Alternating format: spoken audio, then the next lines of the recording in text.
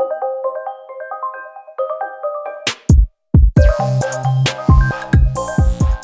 happening, everybody? Welcome to another one of my PGA DFS top 5 videos.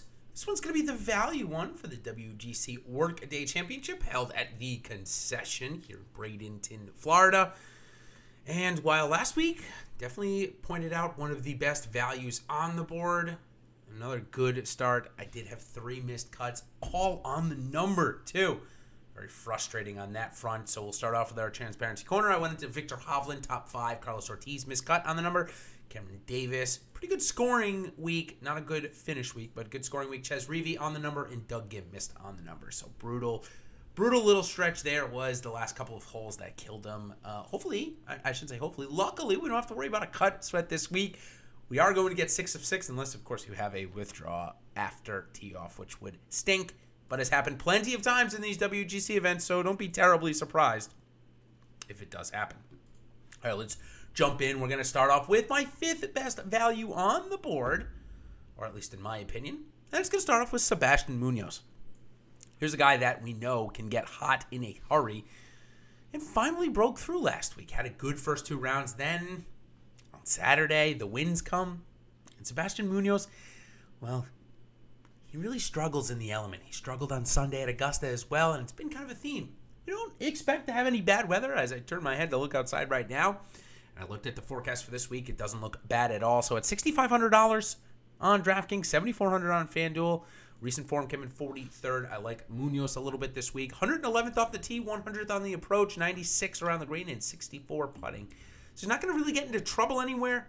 But he also, if he does get into trouble with one of the part of his game, he's not really that great anywhere else. So he really needs everything to be kind of clicking, staying right around the even strokes gain number, and have a good putting week. But at $6,500, I think he's a good value this week.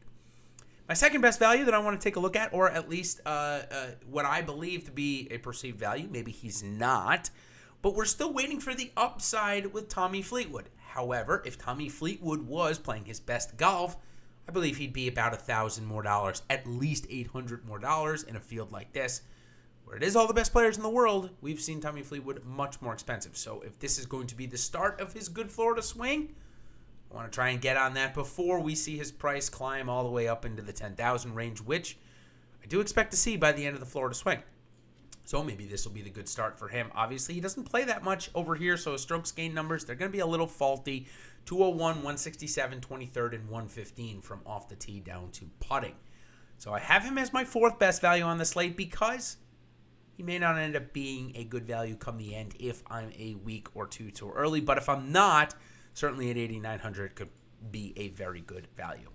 My 3rd value on the board is a guy that I think is getting demolished because of his miscut last week, which was unlike most other miscuts, and it is Abraham Ancer. The guy was stuck in Texas until Wednesday night. He got there basically just in time on Thursday morning for his tee time. He's coming in at $6,800 this week, $1,100 cheaper than last, $7,800 on FanDuel. So like I said, the miscut, I'm going to throw that out. We're going to look at his strokes gain ranks, 68 off the tee and 87 on the approach. I think that'll really help him here this week. I believe he'll find maybe every fairway, maybe not every fairway, but quite a bit. His putting has been okay, and it's around the green. That maybe is going to be a little bit of a struggle here this week. So that's why I wouldn't pay $8,000 for him. But at $6,800, I think it's a great spot to jump back in. Talk about another guy that has definitely relied on his ball striking as of late, but it was his putting that propelled him to his first ever PGA Tour victory. It's Jason Kokrak. Kokrak also enjoys another good start here in Florida at the Valspar Championship. $7,100 on DraftKings, $900 cheaper than last week. I think it's a great spot to buy in. He didn't look all that bad. Had a bad stretch there Saturday into early Sunday. Finally turned it around late, but it looks like the form is quite really close to being there. He was in the top 10 for quite a while. So Jason Kokrak coming in at $7,100, much cheaper. And I have as my 2nd best value on the slate. But they both, or everybody I should say, pales in comparison to the number 1 value on the slate, in my opinion, and that is Scottie Scheffler. The only time this guy hasn't provided you value is when he misses the cut. We don't have to worry about this week. Sorry, a little bit of a mumble jumble there. I'm sure you all can forgive me for that. But here's the thing about Scottie Scheffler.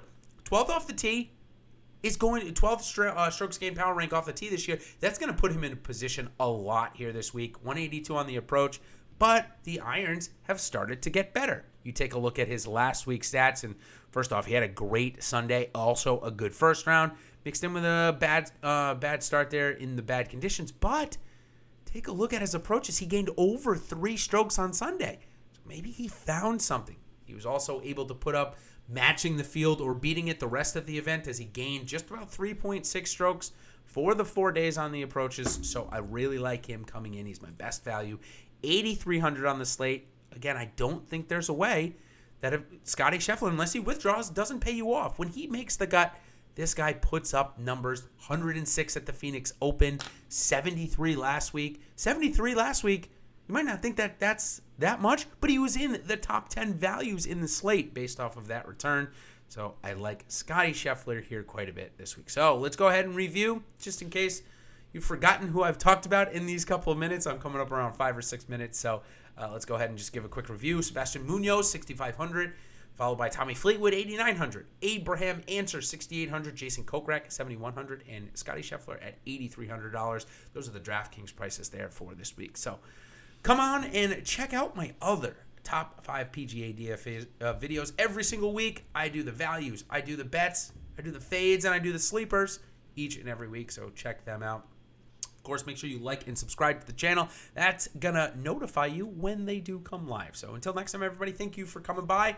Another one of my short form videos, and we will see you next time. Cheers.